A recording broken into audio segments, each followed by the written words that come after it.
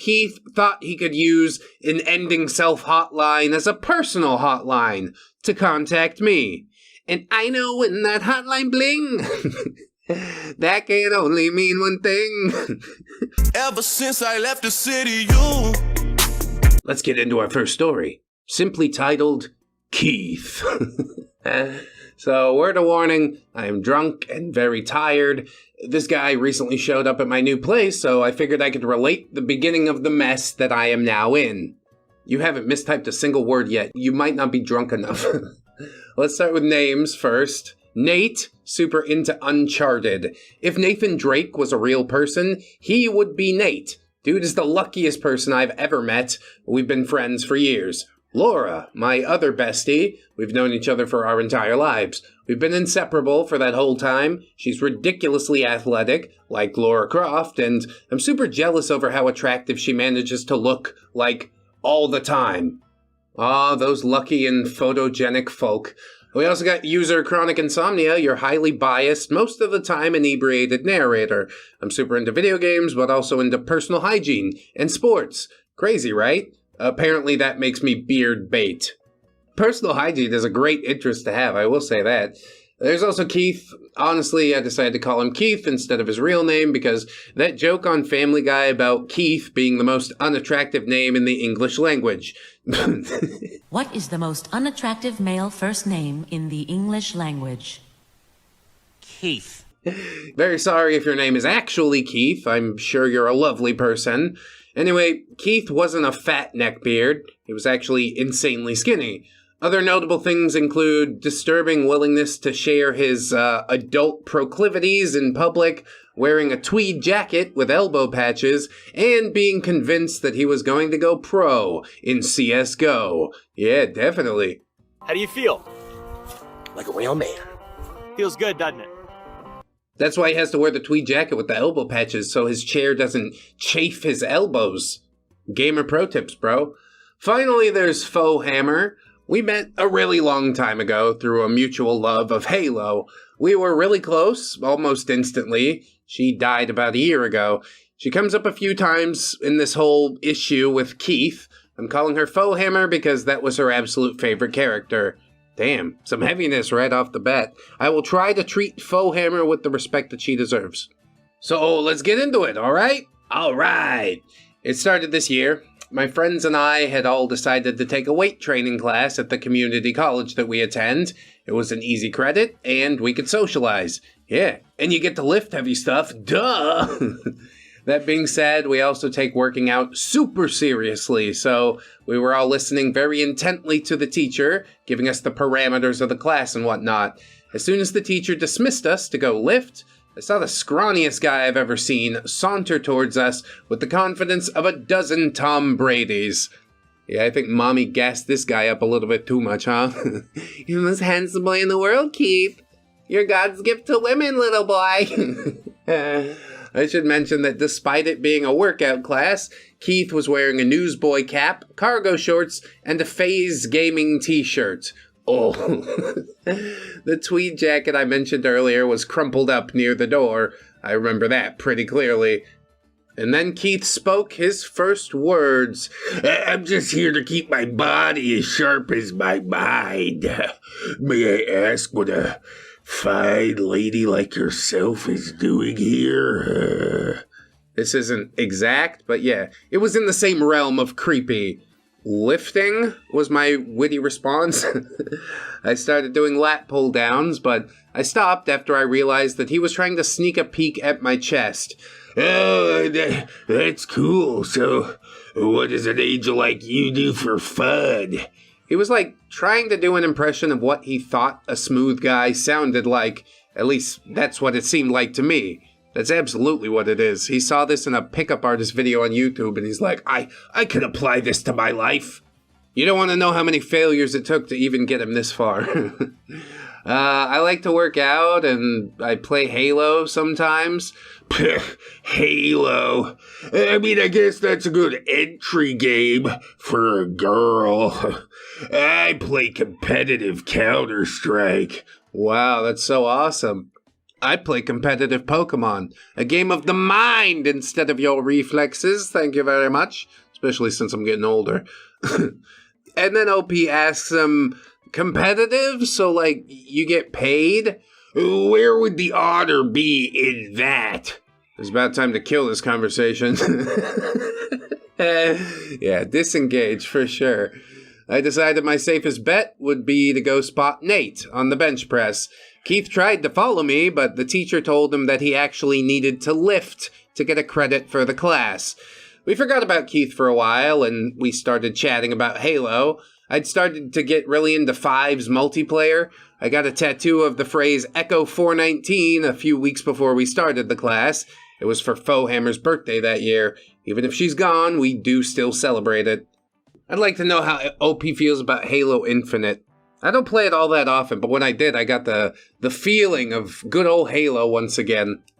For those of you who might not know, Echo 419, Fohammer, is this really badass female pilot in the first Halo game. My Fohammer was obsessed with her. She has like 4 lines, but she thought she was the coolest character ever. I mean, whatever helps you get more into the game, I think that's cool. The only thing I ever played in any Halo was the multiplayer, so I don't know anything about storylines and whatnot. Anyway, the tattoo is pretty emotionally significant to me. It's on my left wrist, and eventually I guess Keith spotted it in between gawking at me and Laura. I think you have a fan, Nate joked as he came over. I shot him a glare and turned to speak to Keith. That's a sweet tat, he said. I smiled and thanked him, trying to explain about it a little bit. I'm sorry to hear about your friend. I bet she wasn't half as cute as you, though. Oof. If you had any chance at all, you just fucking blew it. Yeah, your friend's dead, but she wasn't hot like you are. What? Oh my god. I remember this because of how much I wanted to hit him. I'm way too nice, though, so this conversation/train wreck somehow continued. I'd really rather not talk about it. This is kind of a rough time of year for everyone who knew her. At this point, Laura began to drift over from the pull-up station because she was getting worried about me. How did she die? God, dude. He's the worst. How can you be this socially inept? You fucked everything up in 4 lines of dialogue.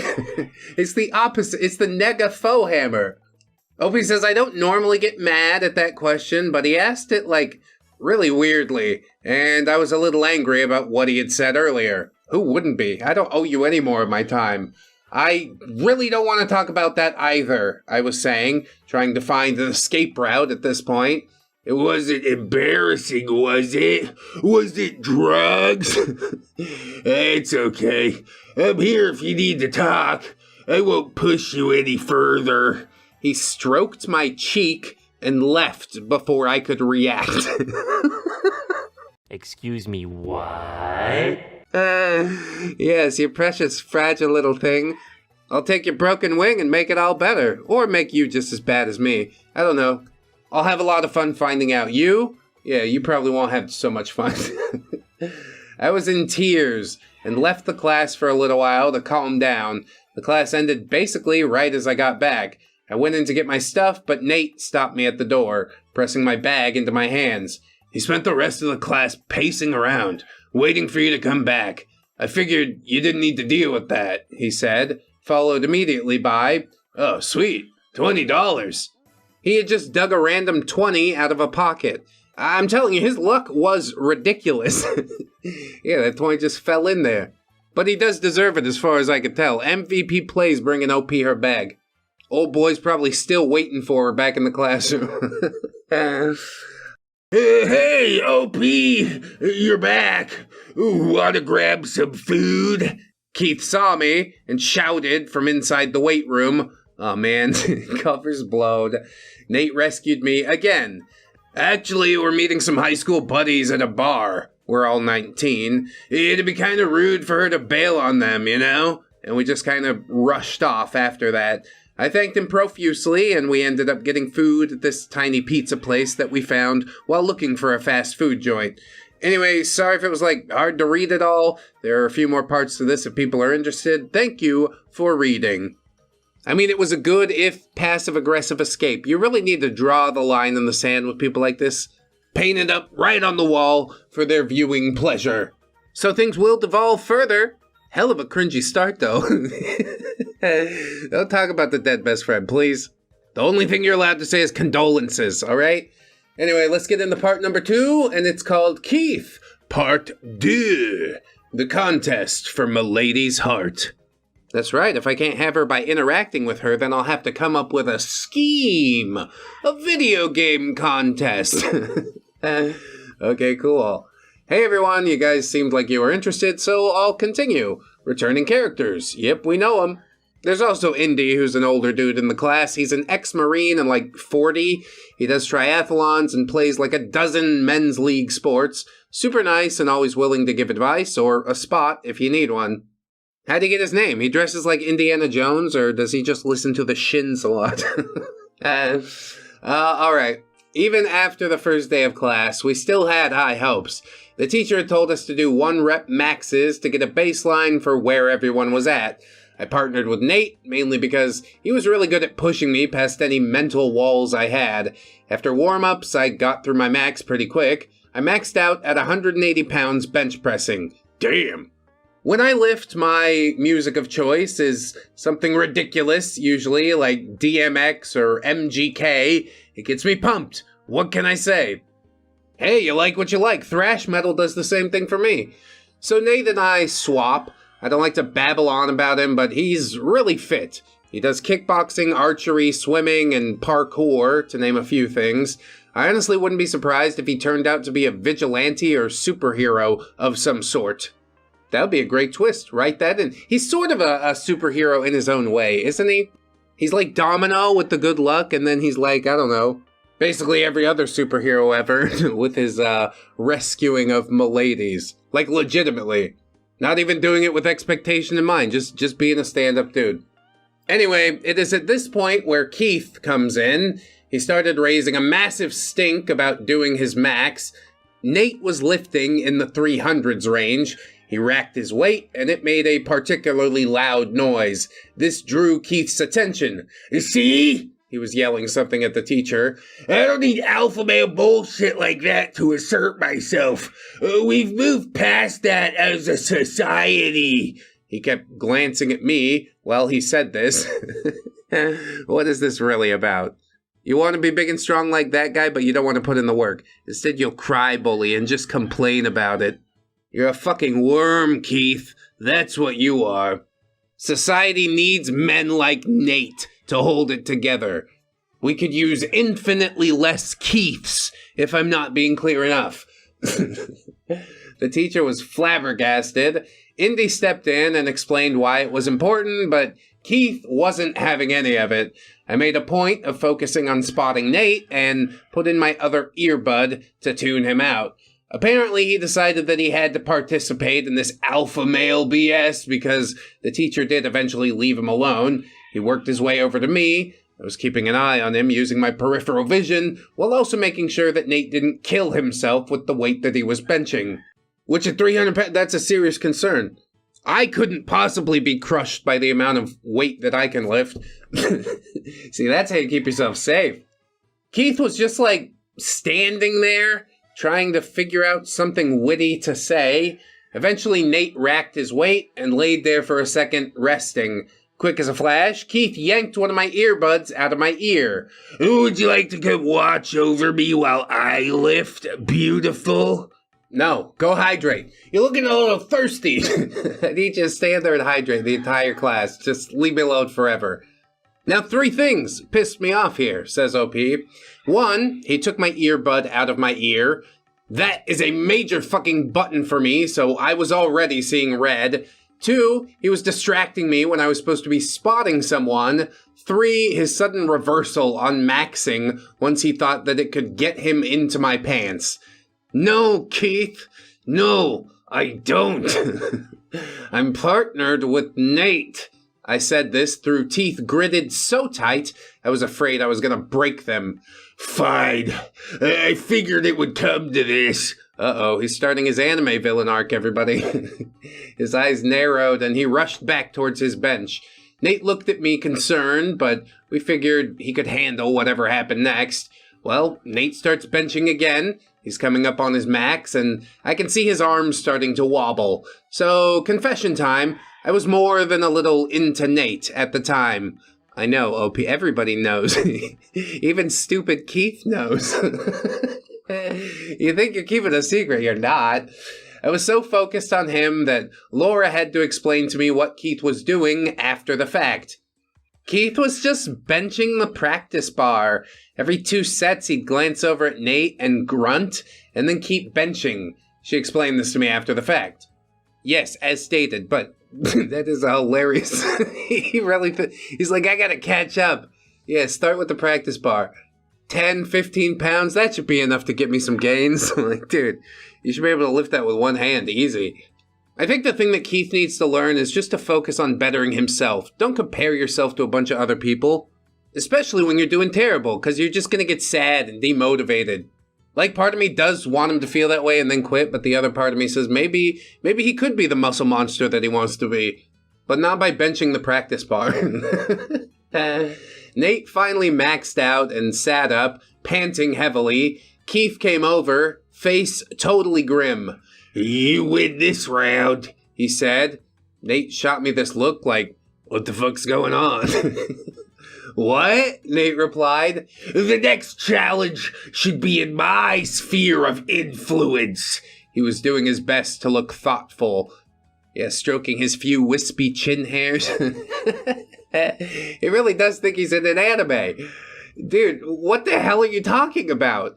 Nate was starting to get pissed, and so was I. I think a challenge of wits is in order, he said.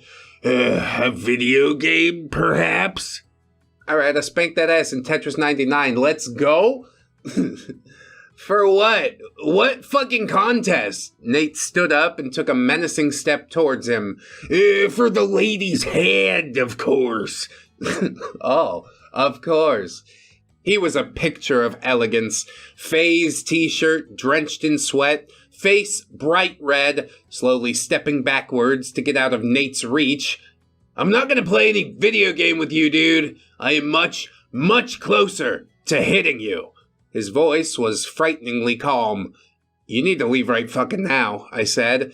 I was angry to the point that my brain and thought process was basically a gif of Honey Badger on loop, just crazy animal anger. That's right, Honey Badger don't give a fuck. I will save you, he whispered. Oh, God. He then pulled on his tweed jacket, straightened it, and left the room. So, here's the theory we have about that whole day. I mean, I'd give my own theory, but it's probably exactly the same as yours. It's very clear to see what's going on here. Keith apparently thought that having me as a spotter/companion was a prize to be won. He busted his ass benching the 5-pound bar in order to impress me. I was too busy making moon eyes at Nate, so he decided a show of his immense intellect was what would make me fall for him. He also seems to be convinced that Nate is my maltreating jock boyfriend. In other words, guess what I found? If your guess was a Keith's Pickup Artist website/vlog, then you'd be absolutely correct. Dude, I told you, I knew it, just from the way that he's acting. Who's actually taking advice from this failure? I would hate to meet those people. I'm picking through the crazy right now, but expect to post about it tomorrow, most likely. Next time, Keith disrupts my volunteer job and shows up at a private outing. Ninja edit/disclaimer, the dialogue's my best recollection. Odds are some of it's not exact.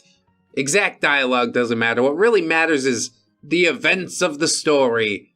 Super skinny little manlet trying to press a 5-pound bar and winding himself like... That's adorable. We all gotta start from where we gotta start from, but like, that seems exceptionally low, doesn't it? Maybe he was just doing really fast reps. He's like, if I do more reps, then I win.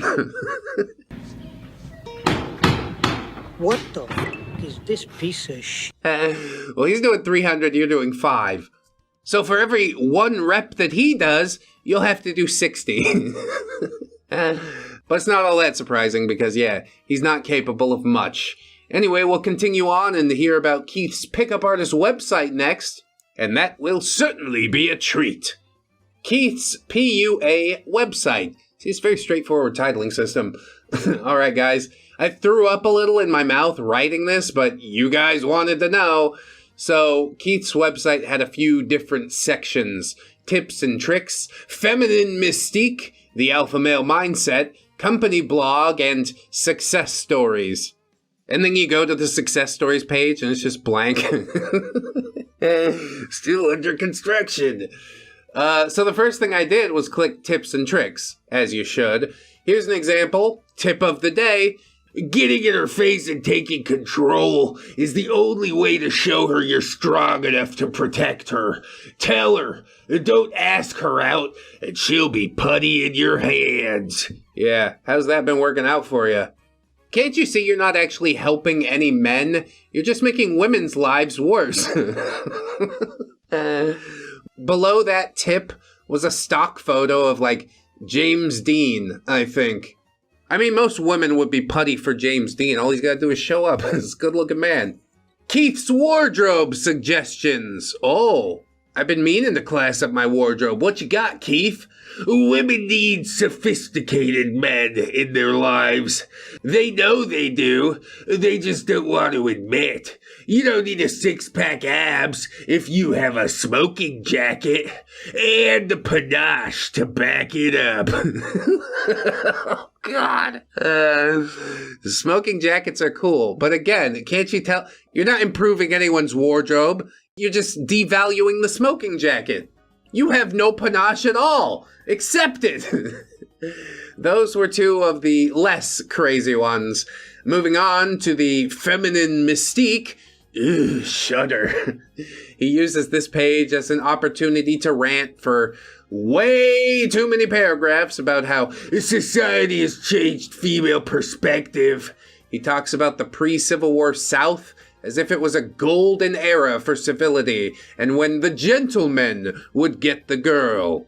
I don't think Nate would last too long. Somebody'd challenge him to a duel and he just wouldn't show up. You gotta move out of town. You've been shamed. Shame. Shame. He's probably just gonna move to the next town over and buy a human being, since that's something that you could do at that point in history.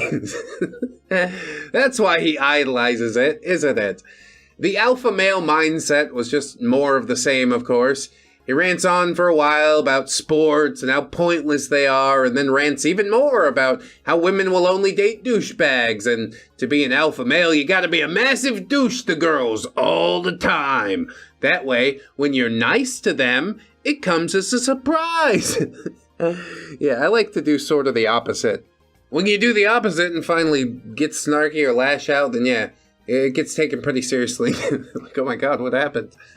Also, I'd really like a link to the vlog. It's probably dead. This is posted so long ago, but at least some screenshots or something. OP says that part in particular was hilarious because he absolutely does not do that to me. Like, at all. Yeah, he's got this idea of himself built up in his head, but then just crumbles the second he has an interaction with another person. That is indeed how fragile his sense of self is. It really paints a picture. The company blog was a single post about how he's looking for open spaces to hold a seminar, followed by dozens of posts of him talking about different women. I found the one about me, by the way. Yeah, that's not weird at all. What do I say about OP? Not my real name, of course. He used fake names for the girl's protection. Then how do you know it was about you? Whatever, I guess you put two and two together. That's either like super great self-awareness or like super great neuroticism. OP is a wily one. You've also got your classic alpha male old world caveman roadblock to get through. Fear not, though, dear readers. Nothing stops me once I set my mind on someone. Weird flex, but okay. Not a statement I'd ever make in public. No stop, I'm not enjoying this anymore is enough for me to stop. Should be enough for you too. But instead, you gotta be a creep about it. She's gonna be my greatest challenge yet. God. I just need to show her I'm gonna be there for her more than this oaf. A friend of hers died at some point, and for those of you taking notes, it's a perfect way in. Oh my God. Are you serious right now, bro? Despite how badly he bungled it, he still thinks like, yeah, that's the entry point. Are you out of your mind? He must be. Establish yourself as a caregiver and give her a shoulder to cry on. She'll be all over you after that. It's only a matter of time. That's right, just keep orbiting, Beta. Eventually your moment in the sun will arrive. Isn't this also like the antithesis of the advice he was giving earlier? It's like, oh, you should be a douchebag all the time. Is a douchebag gonna let you cry on his shoulder? I think not. Anyway, that's end quote, and OP says, that's all for now, folks. It only gets creepier from there. I'm gonna shower and scrub all my skin off. Thanks for reading. Yeah, very welcome. I would like to peruse this vlog, but I don't know, it's probably just a crappy Angel Fire website, no formatting or anything. He does know how to embed images, though, so hey, that's something. I think the thing that disgusts me more than anything else on the website was like, yeah, she has a dead friend. It's a way in. You need to use it as leverage, like... It really paints a picture of who you're dealing with here. After seeing something like that, it's time for me to GTFO, but I don't know, I guess they go to class together sometimes, so it's a little bit more difficult. Don't worry though, Nate's gonna keep running interference. There's no way that Keith can deal with the oafish caveman on his own. It's a weightlifting class, it's not a sphere of intellect. He's gonna win every time. Give up, lay down, shut up. Anyway, next part, Keith, part 3. I guess the vlog stuff was like an interlude. That's fine. Hey, y'all! Part 3 is here, finally. Customary warning about my drunkenness is in effect. I desperately needed a drink after what I read today. That's right, good old alcohol. Snack time anytime. Carried around in a flask. This story was even more infuriating having read what I did. You guys have to understand that I just found the website. I'm going to be screaming at myself just as much as everyone else. This was about a week and a half after the last story. Keith was keeping up a pretty steady pace of creepy for that time. Returning characters OP, Nate, and Keith. We've also got Goose, my wing woman at my volunteer job. She's always there to pick up the slack when I need her to be, super reliable, and an all-around awesome person. There's also Bambi, new volunteer, gets a nervous stutter sometimes. Okay, so let's do this. Nate and I answer calls for a sewer sliding crisis hotline. It's gotta be tough work. I've been doing it since I was 14, and I take it very seriously. It's a weirdly chill work environment, despite the subject matter that we deal with. I find that the heavier the subject matter, the cooler the community. Because like after the subject matter, you need kind of a break. You don't feel the need to punch the gas all the time. I think that's why the ReddX community is so chill and strong and amazing. Especially if you watch the video this far. You should like or subscribe. Maybe check out the Fourth Wall store. Oh my god, there's so much merch. I'm gonna do a video later wearing all my merch. Then you'll see. Then you'll see! Anyway, there's a lot of gallows humor, of course. Mainly we just do whatever we can to lighten the mood. Gallows humor's my favorite humor! My wife's been cheating on me for a while. I just can't take it. I have to myself. Doesn't it make more sense to kill her? If you don't laugh, you'll cry, right? Yeah, probably. That's why I laugh so much. Also, it's a tiny office that turns into a blast furnace on hot days and a freezer during colder ones. Damn, somebody skimped out on the insulation or what? So along comes the night where I'm working a 7-hour shift supervising. The emotional well-being of a dozen volunteers and the physical safety of hundreds of callers are in my hands. Another brief note on this is that while we do deal primarily with ending selves, people can call us if they just need to talk or have some serious crap happening in their lives. So that night, for whatever reason, we were absolutely slammed. Was it Christmas? Happens a lot at Christmas. Phones ringing off the hook. I was a blur of motion, headset in my ear, darting from station to station, checking in on the newer volunteers. Bambi's phone rang, and when she answered, she said, "Hey, this is Bambi with insert non-profit name here. What's up?" We had a pretty casual phone greeting. I was worried about her, so I clicked a few buttons on my headset and ended up listening to her conversation. I don't think she could talk to you right now. Well, why the hell not? Oh, God. No. No. Why? I knew that voice. Shrill, as if the puberty had decimated his face with acne and a pube beard, but had forgotten in the mix to go down and drop his balls. Condescending, because he was the smartest person in every room that he was ever in. See, that's the whole problem. You look down your nose at people. People do think you're an asshole. And not even a particularly interesting one. I waved my hand in front of Bambi's face. I gave her the hand signal that we've established for muting callers. We can hear him, but he can't hear us. Excuse me, just 1 second, she said. She hit the button and turned to me. He's asking for you by name, she said. Are you getting her? I could hear Keith asking. Go hard ass on him, okay? Can you do that? If he's not in crisis, get rid of him. He's taking up a line that callers could actually be using, I said firmly. I snapped my fingers at Goose, who's eyeing the situation with growing concern. She puts on a headset and walks over. Take over. I've got an issue here with Bambi's caller, I said. Goose turned on her headset and began darting from station to station without saying another word. Hello? I asked to talk to OP, Keith said. I'm the caller. You have to listen to me. How do you think you're in a position of authority at all right now? OP points to Bambi and says, now, I said firmly. Do it now. Bambi took a deep breath and unmuted her phone. Are you in crisis at this time, sir? Yes, I'm certainly in crisis. Apparently you're deaf. Are you in imminent danger? Are you thinking of ending yourself right now? No, not really. I'm gonna have to let you go then. I end myself if you don't let me talk to her, though. You don't want that, do ya? Bit of the old bait. You hate to see it. It's gonna work, isn't it? Bambi looked back at me, helplessly. God damn it. We were in the process of getting a very important certification for our organization, and I could have ostensibly lost my job if I didn't do everything by the book.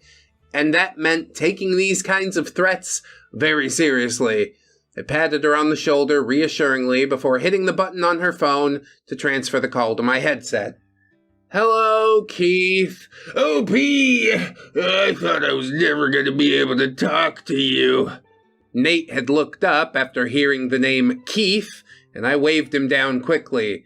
How'd you find out I worked here? I said. I didn't tell you. I overheard you talking to Nate about carpooling to a non-profit, and after that it was simple. He lapsed into an insanely racist Asian accent. I googled food very strong. I don't think we need to go that far with it, Keith. How about we turn it down a notch? Well, you know, you're never going to be able to talk to me here again, right? It's a confidentiality thing. I was doing my best to stay professional. That's bullshit. I have issues, and I think you'd be the best to relate to them. Are you in crisis? No! Fuck! Why does everyone keep asking me that? I don't know. Ask yourself. Why do they?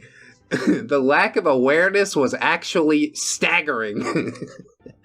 We are a crisis hotline, I said slowly. And I want to talk to an employee of a crisis line. Keith, I have you calling from this number. That's correct, isn't it? How the fuck did you get that number? That's such an invasion of my goddamn privacy. We have caller ID. You didn't block your number. But now I will. Keith, if you're in a crisis, I can have a police car sent to your house. If you're not in crisis, I'd like to inform you that prank calling a crisis line is a federal offense. No. I'm fine. I promise. Click. Nate comforted Bambi, taking her to get a glass of water, while I was actually shaking with anger. So, that's the story of how Keith thought he could use an ending self hotline as a personal hotline to contact me.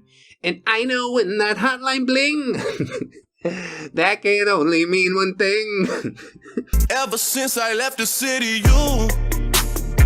Anyway, in the next episode, Keith crashes a private gathering we made the mistake of mentioning in class. Yeah, you think you would have learned after he found out where you worked. He's always listening. He's got nothing else going on. Edit, the plan so far that I talked about with Nate was showing his mom the pickup artist website. We're not going to be able to get a hold of her till next week, and we don't have any of her contact info, but we are working on that part. Does he have his, picture on the About page?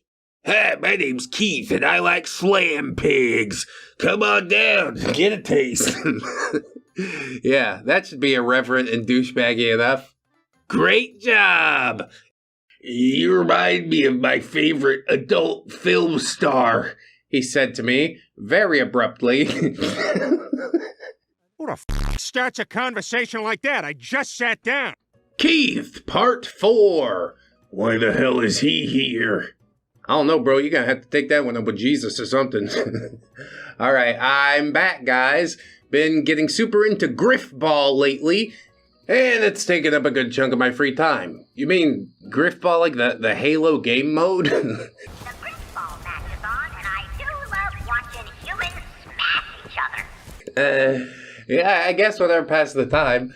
Also, at the request of several of you, I am now the proud owner of one of those little telescoping batons, courtesy of my older brother, and I'm going to buy some pepper spray real soon. Without further ado, let's get into it. Yeah, batons and pepper spray are a lot more fun. You get the screaming and whatnot instead of, with the taser, they just fall over. Stupid. What the was that? Anyway, our returning characters, we've got OP Nate and Keith. There's Laura, Indy, Goose, and a new character, Arnold, who's this really huge dude in our class. He's roughly the size of a Volvo. Really nice guy. Looks scary as all hell, though. Sounds pretty based, honestly. Big people have it easier. They can show their niceness without it being taken for weakness.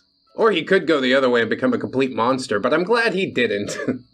The setting is a party that has a lot of other mixed ages people from our weightlifting class and a few other things. Okay, here we go! So, we decided to put together a little outing to blow off steam and make some new friends. Nate went around inviting people from our class, very high school style, mostly to exclude the creeper. Apparently Keith did overhear, but I'll get to that part later. I tend to plan pretty fun outings for the most part. We were getting dinner as a group, followed by pool/arcade games/more food, and culminating in getting ridiculously drunk and watching shitty movies at my apartment. It does sound fun. I'm embarrassingly bad at pool, but I guess if I can take some of the heat off by whipping ass in the Simpsons arcade game, we'll be alright. I was excited because I hadn't had the chance to do anything social for a while. The party itself ended up taking place about a week or so after the incident with Keith on the crisis line. He tried to come apologize the class after that night. Nate didn't even let him come near me. I broke away long enough to scream, "You fucking piece of subhuman garbage!" before Nate made me back off. All that should have discouraged him, right? Wrong. Yeah, unfortunately, words don't do much. They's just words most of the time. You gotta get some physical force involved. You could have had that retractable baton overnight if you ordered it with Amazon Prime through my affiliate link down in the description. You don't pay anything more, I get broken off a piece. I'm gonna pin an affiliate link to a retractable baton in the comments. Do they even sell those? We'll find out. Eventually, the night of the party, outing, whatever you want to call it, arrived, and I dressed way hotter than I normally do. No big deal. I'm just super hot right now or whatever. I mean, I put so much effort into my appearance for this night. I'll give you 3 guesses as to why. Go ahead. I'll wait. Because the Simpsons arcade game is always a dress-up type of occasion. Or because if you're not dressed up when you're going out, then why go out at all? Or, my last guess, you had a crush on your friend there. Is that this OP? Might be a different one. These stories are constructed the same way a lot of the times. And it seems my third guess was correct, because OP says if your answer had anything to do with a certain happy-go-lucky treasure hunter lookalike, then you're absolutely right. I was planning on telling him how I felt. Nate shows up in this really beat-up, dusty Jeep to pick me up. We're meeting everyone at this fantastic burger place downtown. Yeah, that's just Five Guys, ain't no secret. All that goes really well. Goose rolled up looking really badass on her new bike, and we all freaked out over that for a little bit. Everyone got along super well, which was the main thing that I was worried about. After we got food, we decided to walk over to this local arcade/pool hall. It's super well loved, and it's been owned by the same dude since he came back from Vietnam. It's a big landmark in our town. Sounds pretty lit. Decade down the road, they get smashed and Dave & Buster's buys the building. So we were having a lively debate about the Jurassic Park movies. People pretty evenly divided on the central issue. I posed this question to you guys and gals. Does Jurassic Park 3 have any saving graces at all? Well, yeah, dinosaurs. No shit. Dun, dun, dun, dun, dun, dun, dun, dun, dun, dun, dun. And I was in the middle of saying that Jurassic Park 3 is basically the franchise's Jaws 4 when something felt off in the world. Jurassic Park 3 did feel, like it lacked a bit of creativity and stuff, but you still got the dinosaurs. I'll be honest with you, though, I fell off around Jurassic Park 2 when Jeff Goldblum showed up with a daughter who was clearly not half white. There was something going on in that marriage and nobody wants to discuss it. Was she adopted? I'm fine with that, but please explain this to me. Anyway, suddenly the breeze was carrying a scent of musty body odor. Was it the faint rasp of gaming gloves on a tweed jacket that I heard? I'm being dramatic, of course. The actual omen was a lot less subtle. Bob, you can go now. I'm fine. Seriously, go. The skinny blight on everyone's existence was arguing with his mom through the window of an SUV. He saw us and gave us a full arm wave. Hi, you guys. And he ran up to us excitedly. Dude, who's the mole? Who's spilling the beans about the get-together, If he found you at your house, I sort of get it, but he found you at this local pool hall thing? Pretty sus. Hey, I know you probably meant to invite me, but someone, he glared at Nate, forgot. Anyway, as my night turned out to be free, I figured I might as well stop by. How many free nights do you average in a week? 6.5? 7? There's a reason you weren't invited, dude, Nate said. Yeah, I know. You don't like the competition, Keith said triumphantly. Well, that's sort of presumptuous, assuming yourself as competition. No, you're just a colossal dickbag. OP doesn't even want you here. That is absolutely not true, he said. No, he is totally fucking right, Keith, I cut in. I can't even look at you after the stuff you pulled with my volunteer job. Do you know how fucking important that is to me? I was yelling at this point, but I didn't care. Yeah, the yelling in public happens a little bit when you're drunk. What'd you expect when you opened a pool hall? They do serve beer at this pool hall, right? I don't know of any pool hall that doesn't. I'm gonna stop saying pool hall now. Oh, wait, he's that guy? Goose was starting to catch on. Indy tried to step in and keep the peace at this point. Guys, look, he wants to make peace, right? I say we let him. I opened my mouth to object, but Indy held up a cautionary hand. If he fucks up our evening at all, we'll boot him. Sound good? He finished. You either agree to that or you can't come at all, Keith. Okay? Arnold interjected. Why, yes, of course. He straightened his jacket. I'll be perfectly pleasant. You look absolutely ravishing, by the way, OP. And then he winked at me. Dude, that's enough. My night is ruined. Kick him out. I ignored it and focused on Indy. Fine, I gritted out. I was suddenly very unhappy with the direction that the night was taking, but I was still determined to enjoy myself. I played pool against Nate and ended up sharking him pretty hard. You absolutely know what you're doing, don't you? Nate said after I sunk another ball. Nah, maybe you just suck, I laughed mischievously. Well, you know, it's not about winning or losing, unless it's a game I'm good at. Pool's not one of them. I play winner or loser, whichever one OP ends up being. Keith showed up grinning broadly. Why, thank you, Keith. I definitely thought that this moment needed some ruining. Hey, Keith, why don't you go check out the arcade games, Nate said. I'm okay right here, Nate. He spat that last part with way more venom than was healthy, and then he turned to me. OP, I just want you to know that if you need to talk about your friend, I'm absolutely here for you.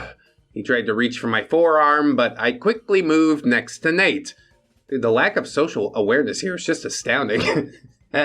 Suddenly I had a whole new problem. If Keith stuck with us, he was going to find out where I lived, and that I absolutely could not allow. Hell yes, OPSEC. Good thinking, OP.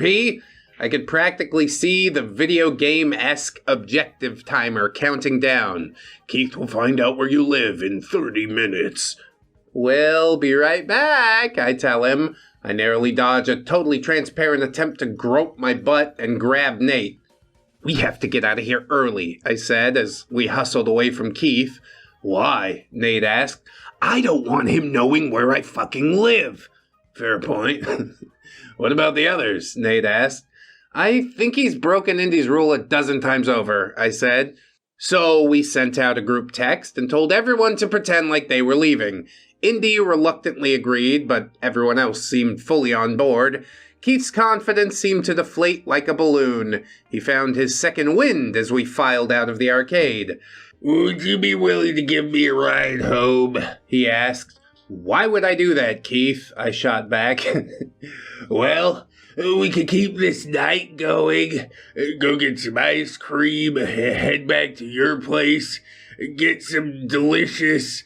As if the come-on wasn't annoying enough, he affected a thick Spanish accent. Huevos rancheros, eh? Because we're absolutely gonna need our calories in the morning. Si, señorita! I actually took a step back. I was that repulsed.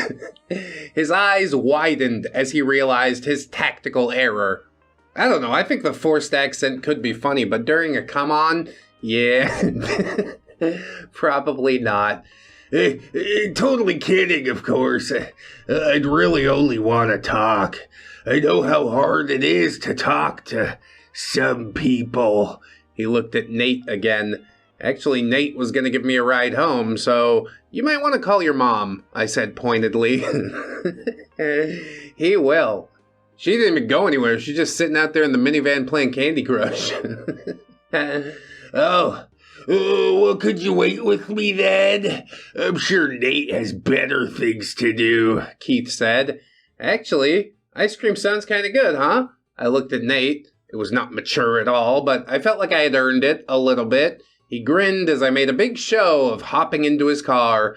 I flashed Keith a concerned smile and said, you might want to figure out how you're going to get home. This place gets kind of dangerous later at night.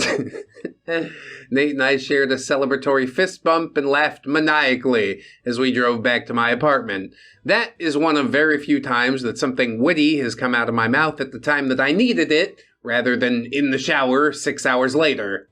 I hate to burst your bubble, but I really don't know if it was that witty. Just sort of mean. A statement of facts that he doesn't want brought up.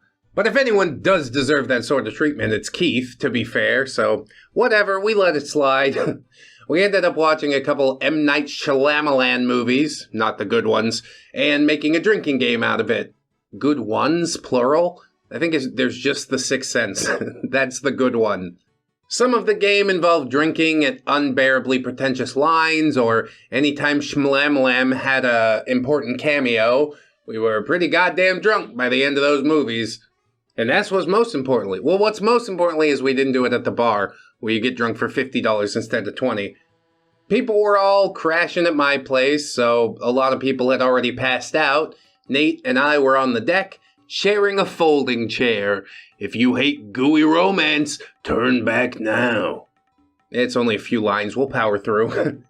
We were just kind of drunkenly staring out at the forest behind my complex. I turned to him abruptly. This conversation is as best as I can put together. Sorry if tonight sucked, I said sadly. No way. It's totally awesome, Nate was grinning. Nate, I don't want to make things weird, but I decided just to go for it, and we ended up kissing. Not a lot of talking, and a lot more making out later on. We ended up falling asleep out there. What the fuck? How do you not get eaten by mosquitoes? I don't care how drunk I am, I'm not sleeping in a folding chair. Especially with somebody in my lap on top of me, forget it. But it's a nice scenario, yes. We both woke up the next morning painfully hungover, and confirmed that we did in fact kiss. We realized that this was probably saying something, and he asked me out. We actually did end up getting breakfast that day too. Next, Keith doesn't accept defeat very well. This takes us a bit closer to the present. Yep, that's how timelines tend to work, OP. Overall, I'm glad that you were able to get away. I still want to know who let it slip where you guys were headed and stuff like that. There's a betrayer amongst you. I look at the new guy, Arnold, or Indy. He seemed to be pretty soft on Keith. But I guess we'll continue on into part 5 and see just how badly Keith takes it. Keith, part number 5. Hey everyone. So unfortunately for me, I can't sleep again. Fortunately for you, this means part 5 is out early. We're moving a bit closer to the present. Yeah, like I said, that's a timeline for you. First off, cast of characters, OP, Nate, Keith, Laura. And that's it. So the week after my ill-fated party, Keith was out for blood. Nate and I were kind of in awe over how awesome and, well, easy our relationship was. Everything just kind of came naturally. We spent way too much time together and even took one of those super dorky lifting pictures where I'm like sitting on him while he benches. I regret nothing. I mean, you seem a little defensive about it. I didn't even know it was a thing. Anyway, Keith made his first pass a few days into the week after the party. Thanks for letting me stay at the party. I know I kind of made an ass of myself, he said. He looked genuinely apologetic, and I was taken aback, to say the least. That's really mature of you, Keith. I appreciate you acknowledging that, I said. So, now that we don't have an audience, you're gonna give me your phone number, right? He was grinning cockily now. God damn it. He actually did have me going for just a second. Indeed, and only in pursuit of the thing that he wants. It's all an attempt to placate you so he can have the thing that he wants. OP says, no. Well, I mean, you have to, if I'm gonna make it up to you with a real date. Dinner, movie, crazy rough bagging. I'm kidding, I'm kidding. I swear. And then he winked. Does this work for you generally? Like, it's fucking creepy, man. Get away from me! I think my boyfriend might not approve of that. I gestured toward Nate, who's been watching this entire interaction carefully. Keith went from horned up to furious in a split second. You're fucking impossible! I deserve a much more sophisticated woman anyway. And then he spat. Actually spat on the floor. The teacher yelled at him, but it didn't go much beyond that. That was the first notable thing that he did. Who spits? What is he, a llama? I guess as long as it doesn't actually get on me or my shoes or my clothes, then whatever. It's still very unhygienic, though. Next class, Keith was right back at it. I was doing lat pull downs, and he settled onto the machine next to me. Of course, it's right when I'm doing a ridiculously exposed exercise. You remind me of my favorite adult film star, he said to me, very abruptly. Who the starts a conversation like that? I just sat down. It's possibly the worst way to open up a conversation ever. Ever! Excuse me? I half yelled, half shrieked at him. Molly Jane. It's a compliment, OP. Relax. She's hot. You're hot, he said. Okay, we're done talking now, Keith. And I got up. I think that's the proper response, honestly. Have you guys even done it yet? 'Cause you know that's all he wants you for, Keith said sharply. Nate was watching from a distance, but I told him I wanted to start fighting my own battles. Why the hell do you even want to know, Keith? So that's a no, he crowed triumphantly. He probably hooked up with Faux Hammer, too. That's what guys like him do. He doesn't really care about you. Yes, Keith again invoking the name of OP's friend who has passed away, saying that probably boyfriend banged the deceased friend. How you resist picking up a 30-pound weight and slamming it into his face is far beyond me. I won't even feel bad about it at this point. I'll be like, yeah, of course that's what happened. What the hell did you think? OP just says, I'm leaving. I got up and left. I thought you already got up. But yeah, now she left. Don't let him see you cry. Don't let him see you cry. Come on. Just a few more steps. Fuck. I broke down right in front of Nate and Laura. Laura went to hug me while Nate went to Keith. These are his own words, so he might be exaggerating to seem more manly, but apparently what he said to Keith was something along the lines of, you better hope I don't fucking find you on campus alone. Simple, furious, terrifying. He came back to me and wrapped his arm around my shoulder, walking me out. The teacher didn't really care about stuff like leaving early at all. Dude, that's sick. I'll spend the whole class smoking weed under the bleachers. I just miss her so much, and he was all I managed to get out before losing it again. I'm really not even pulling any punches, guys. I am embarrassed by how badly I lost it. You know what? We all lose it sometimes. It's human. I've cried during 3 series on the channel, Chris Trucker, Bootbeard, and Unfortunately. And those weren't even like actual people or situations that I knew of. It's just all from a Reddit post, so you're well within your rights to lose it. Hey, we all miss her, right? Who gives a shit what he says? It's his loss for never having known her, right? He rubbed my back comfortingly. She would have beaten the ever-living shit out of him, and then gone with campus security smiling, Laura said, trying to draw a laugh out of me. She probably would have deleted his Steam account first, Nate laughed. It was a running joke about how tech-savvy Faux Hammer was.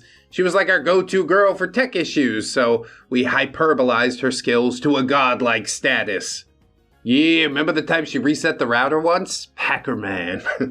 He's the most powerful hacker of all time. That would have ruined his damn life, Laura giggled. They eventually did manage to draw a smile out of me. I mean, I got 3,000 games on my Steam account. Please don't delete mine. I can't. It's been 2 decades in the making, damn it.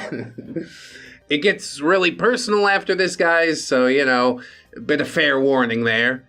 It's okay, again, it's only a few lines. We got this. After we left class, we decided to grab lunch. Before it got too dark, we headed up to a place we call Faux Hammer's Park. It was our favorite spot in the entire world, and we wanted to spend the day up there instead of at the cemetery. I kind of think she would have liked to have been buried up in the forest there, but we weren't sure of the legality of that at the time, so yeah, we just spent the day up there, where she would have wanted us to. We did all the stuff she liked to do with us and chatted about her like she wasn't gone. I don't really have a lot of words for the rest of that evening. It just went from incredibly shit to perfect in less than an hour. Honestly, crying does that a lot of times. It's like a car wash for your soul. Come out the other end feeling brand new with a new perspective. Fucking brain chemicals, man. There's trace amounts of science. OP concludes with, so I'm kind of crying now, remembering this, and I'm sorry if this one wasn't as funny as the others. I'm going to go get some sleep, but I really want to thank you guys for reading. You all are awesome. Well, thank you for that.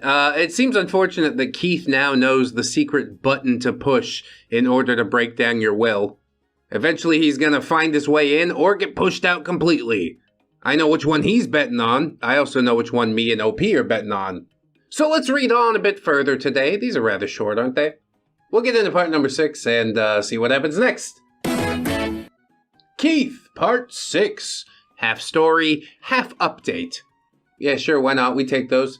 Hey, everyone! How are you guys? About the same I was when I started the video, thanks.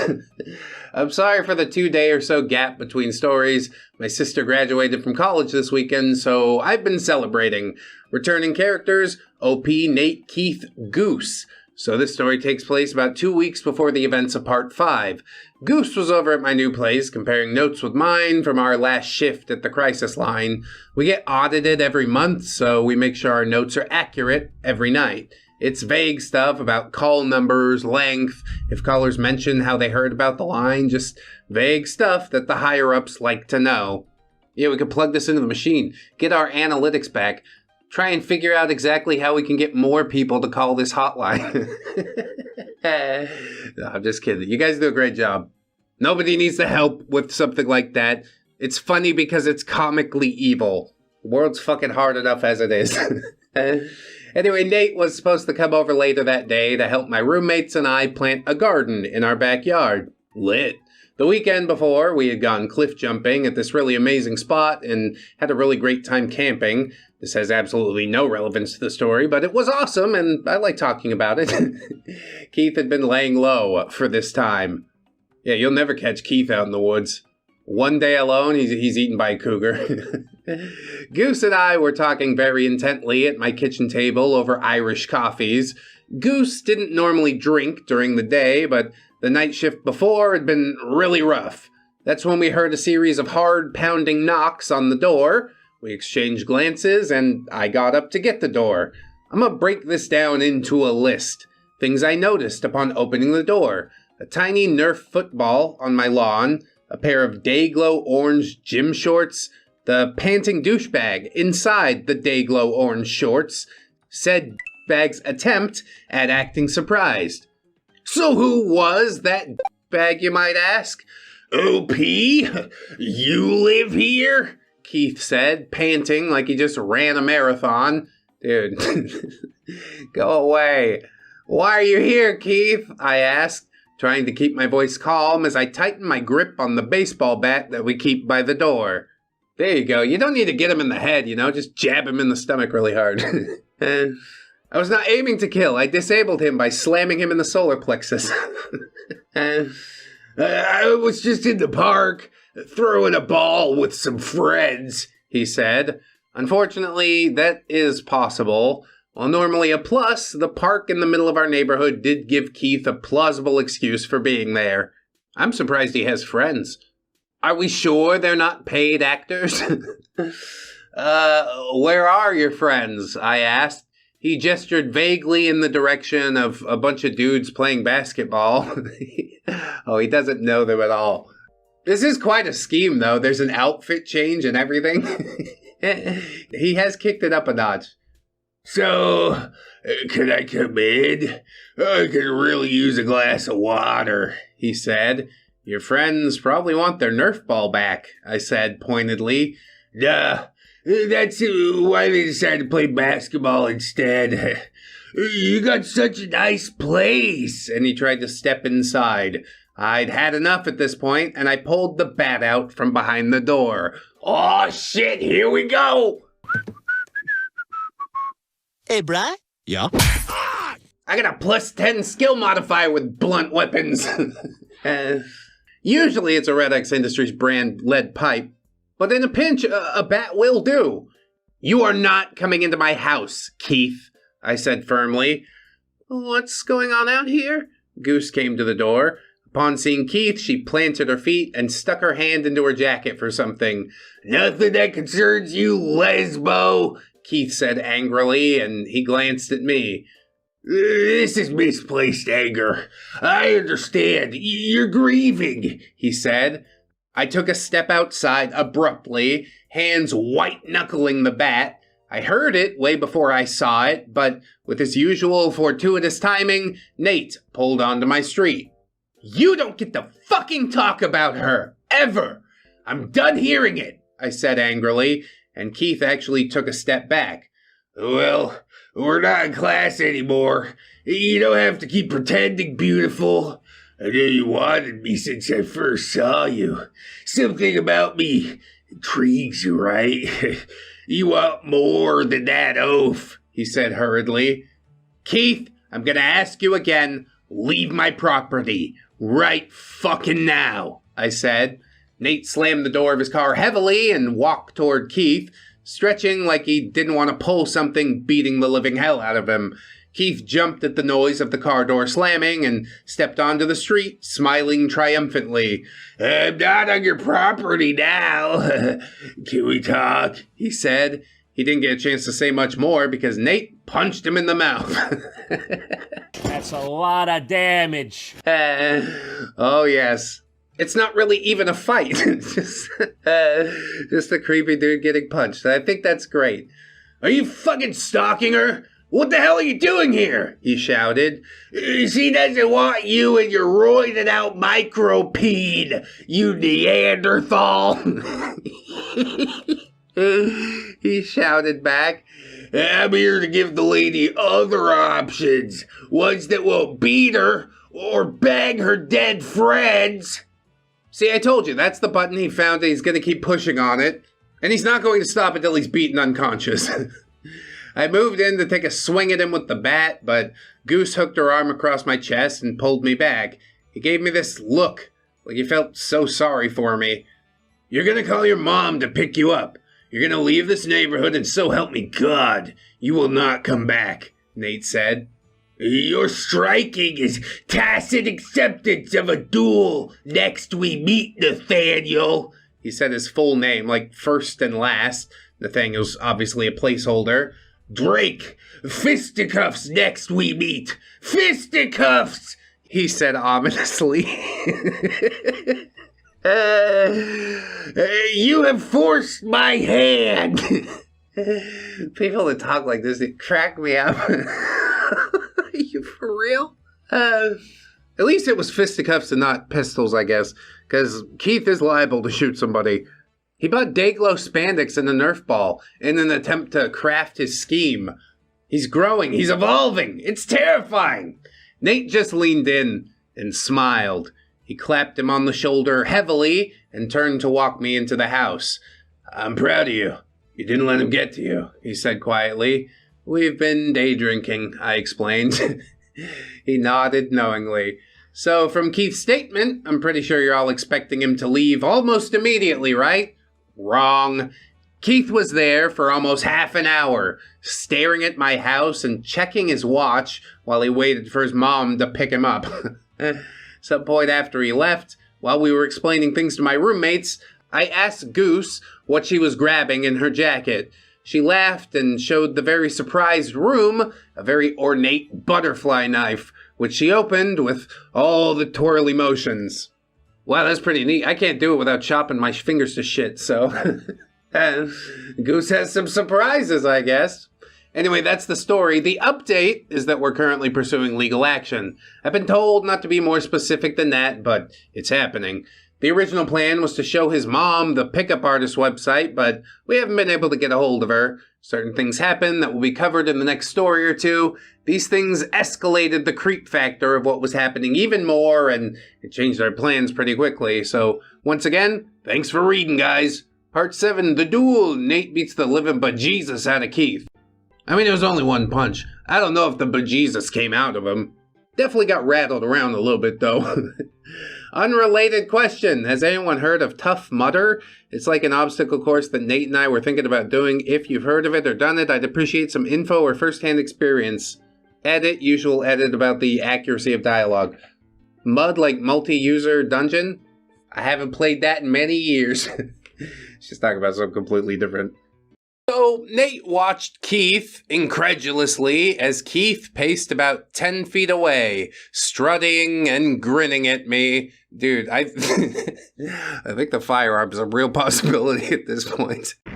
I'm gonna rip you apart. I want to apologize. Here's Keith, part number 7. Hey, EV1. Hi, OP. It's been a while since I've updated. Been dealing with a lot of stuff. Quit my job. Got hired at the place that I volunteer at. Lit.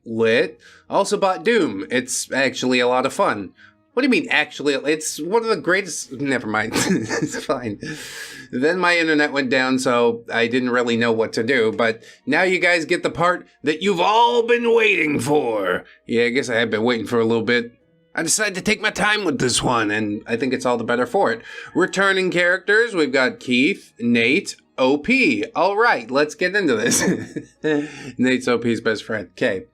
After Nate agreed to fight Keith, he refused to leave him alone. He followed Nate around class, talking about how he was gonna be delivering shit out of him. And naturally, this amused all of us to no end.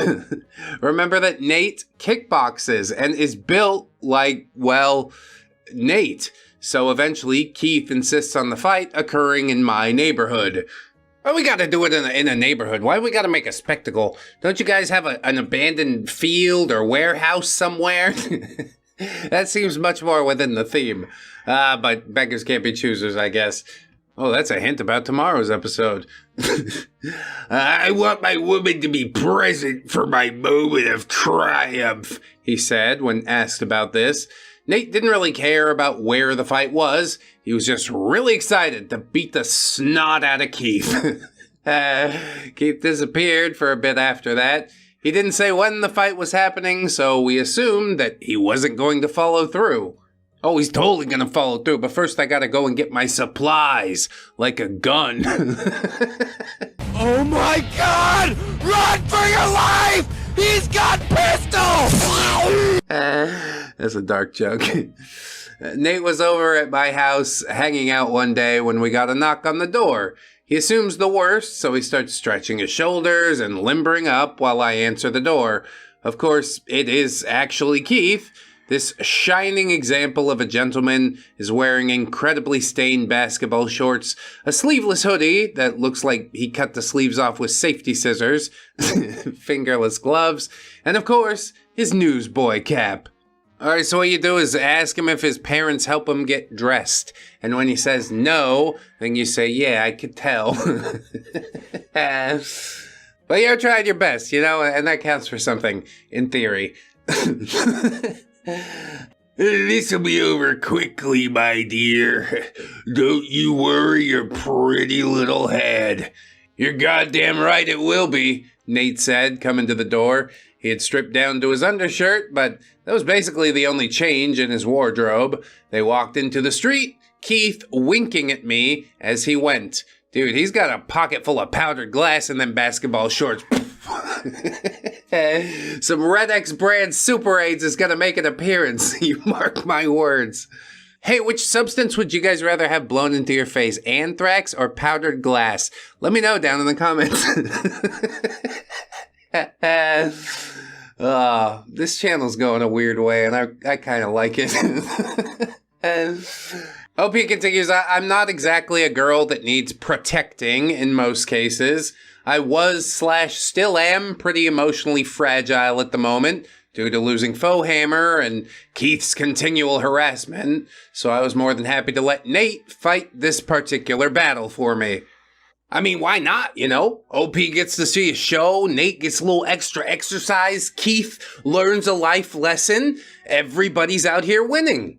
So Nate watched Keith incredulously as Keith paced about 10 feet away, strutting and grinning at me. Dude, I think the firearm's a real possibility at this point. I'm gonna rip you apart. I want to apologize. Nate didn't know that it was an old-fashioned duel. Look, dude, we're not shooting each other. Are we doing this or what? Nate said, getting irritated. Without a word, Keith turned and sprinted at him. Oh my god. He's using his natural God-given inertia to get the upper hand. Nate very easily dodged the first punch, of course, and the second, and the one after that, only darting in to slap him in the face jokingly. We could end this right now if you like, Pally. This went on for the next couple of minutes. Knowing Nate, he was also showboating a bit for my sake, but mainly he was just having fun. Yeah, the tough guy that thinks he's so tough. And you just duck in there and diddle his nose with your fingers. Keith kept getting angrier and started screaming as he was swinging at Nate. You have no fucking honor! Keith panted as the punches slowed down. Nate stopped dancing around him to look very sternly at him. Are we done here? He asked. Keith winked at me again and then kneed Nate in the balls. Jesus. You too have no honor. Nate dropped down to one knee for an instant, and Keith started walking towards me. Nate got up. The smile was gone. He grabbed Keith's shoulder and spun him around, following up with a flurry of punches to the face and torso. Keith looked like he did understand some basic self-defense because he actually did cover his face okay, but Nate just went for body shots at that point. He caught him in the stomach really hard and doubled him over, and then he shoved him onto the ground. Keith was on the floor, moaning, blood pouring out of a very obviously broken nose, and Nate limped over to me. OP, don't go with him, please. I heard a voice from behind me. Keith was still on the ground, crying now. Yeah, I mean, you don't go for the family jewels. You escalated, so I escalated in turn. I'd like to say I said something clever, like Nate's injury needing a personal touch. But what I said was more along the lines of, fuck you, Keith. I'm going inside to get my boyfriend some ice. Not exactly clever, but it got the point across. Yeah, you could have made like a comment about giving him the cold shoulder. But it's fine. It's not an 80s action movie. Now, I would like to say that this is the last part. I'd love to say that after the beating he got, Keith left us alone. I would be wrong if I said that, though. The last part is the next part, however, as the restraining order finally did go through. Hopefully, I never see him again. Yeah, and if you do see him again, then hopefully the cops catch him. Thank you so much for your patience, guys. I know I've been a terrible OP. Been an alright OP in my book. I don't know what qualifies that. I guess there's like a long amount of time between posts, but whatever. You write it when you can write it. I mean, it's alright, like... So the grand finale is an incident involving bushes outside my house. I'll let you guys fill in the blanks there. Well, not very many blanks to fill in, are there? Unless he's yanking on his blank, which I really hope isn't the case, but I don't know. Given what we've seen out of Keith, I couldn't be too surprised. Definitely do love to see a Neckbeard fight, though, you know? Or rather, you know, get beaten. The only shot he got in, the shot to the nuts, was right after he said the other dude had no honor, which of course makes him a massive hypocrite, which again, I'm not surprised about. And you think at some point he'd leave well enough alone, but apparently it takes a court order to make him stop. Maybe. We'll find out in part number 8 right now. Keith, part 8. The grand finale, and she's not dead. Who? Oh my god, what? Did Nate leave some lady in a dumpster after he stabbed her multiple times? I mean, I just said I'd find it hard to be surprised, but I would actually be kind of surprised at that. That is a massive escalation, Keith. You're in big trouble. Now, let's actually read the story. Hey, everyone. Hello again. So, wow, been about 50 days since my last post, according to Reddit. Yeah, a couple months, no big deal. Time flies. First off, yes, I'm alive. Keith hasn't ended me to make a skin coat yet. The important word there being yet. Well, God, that's even more of an escalation than the thing that I said. Are we headed this way? It's a really bad way. A lot of stuff has happened since my last post. The crisis line I work at promoted me again, which basically meant a pay raise and a shit ton more hours, which is amazing because I love my job. However, one night I had a rougher contact than normal. He was having ideations, and no matter how hard we tried, we couldn't get through to him. He ended himself while we were still on the phone. Jesus. Wow. Yeah, I don't think I could do that job, dude. Holy hell. Definitely can't empathize, but yeah, I do sympathize. OP says I got really depressed. Hell, I still am. I started drinking, even more than normal. I was in a pretty dark place, but the crisis line has a counselor on staff for this exact situation, so I'm doing better and improving every day. Yeah, that's the most we can ask most of the time. Pretty heavy stuff to deal with, though. I'm glad to have the counselor, however. So I'm just going to jump into the story without dealing with the characters all that much. If you need to refresh your memory, feel free to reread part 7 or any of the others. If you're a new reader, welcome! This is going to be really confusing for you unless you also read the rest of my posts. Yeah, that's sort of how ReddX videos go too. There's a lot of deep lore, but that's fine. Some people catch on. I want to manage expectations first. This is absolutely not going to be worth a 50-day wait.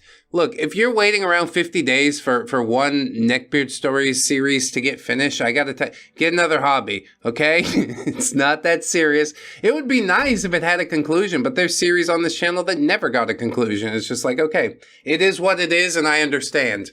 Thank you at the very least for coming back and completing the story. I'm just gonna say that right now. That's fine, OP, it's fine. But I hope you guys enjoy it anyways. Okay, so after the fight, Keith disappeared for a while, long enough to lull us all into a false sense of security. I had a lot of awesome beard-free dates with Nate. My roommates and I ended up buying a dog. He's an adorable little corgi named Dirk, chosen because it all made us laugh to think about a corgi named Dirk. Yeah, whatever gets your goat, I guess. But like the beginning of every single horror movie, it was not to last. Keith stepped up his stalking again. He started sending me friend requests and follow requests on every piece of social media that I had. Mysterious fake accounts also started trying to add me. I never caught him, but a few of my roommates said that he had walked by the house a few times. Jesus. We need to just start leaving bear traps out on the lawn. I'm so happy because I'm a gummy bear, gummy bear. Have any of you guys ever played Alan Wake? One thing that always stuck with me was those moments when you'd be walking and you would hear footsteps. I was always curious, so I'd stop walking, but the footsteps would continue. And that moment of heart-dropping, oh shit, terror is something that I want you guys to keep in mind for this next bit here. That's some heavy foreshadowing, isn't it? It was late at night. Nate was spending the night and passed out in my room. I was in the bathroom, having just gotten out of the shower. My room and my bathroom are on the first floor. I noticed the taller flowers in our bed rustling pretty quickly, and my first thought was naturally, oh damn, it's pretty windy. I go about toweling off my hair and listening to music. Say it ain't so. Peeping Keith. Okay, move the towel. Move the towel. Oh, they spotted me. What the fuck? You should have to do jail time for stuff like this. Two things registered with me at around the same time. One, none of the other trees or visible bushes are rustling. And two, holy shit, there's someone outside. Remember the feeling I told you about? Yeah, that. Exactly. I screamed for Nate at the top of my lungs. All of my roommates and my very angry boyfriend storm out from various doors. A dark shape jumped up and sprinted past the window. Nate snatched up the bat by the front door and ran out to try and cut him off. Oh yeah, good old bat by the door. You gotta slip a sock over it though. That way when they try to grab the bat, you just slip the sock off and go back in for round 2. Either that or you could just grease it up with Crisco. Although it does leave a lot of fingerprints. On the plus side though, after you're done beating him, you can use it to... Never mind, I'm not gonna finish that thought. Nate angrily yelled into the dark while my roommates walked around in the yard to make sure that he was gone. We talked to the police the next day, but they said they couldn't do much more without any actual evidence. We did ask them to have a squad car drive by my house a few times the next couple of nights. Thankfully, that was the last time that I saw Keith in person. It was not the last time I heard from him, however. A few weeks after that, I heard a familiar tone in a volunteer's voice when I was on shift. What do you need to talk to my supervisor about? I'm more than happy to talk to you. No, sir. I can't transfer you, but I understand you're upset. I'd just appreciate it if you didn't yell at me. I told her to transfer the call and hit the button on my headset. This is OP, I'm the supervisor. What can I do for you? I mean, what can you do for me? And the tone he used made my skin crawl. Keith, we've had this conversation before.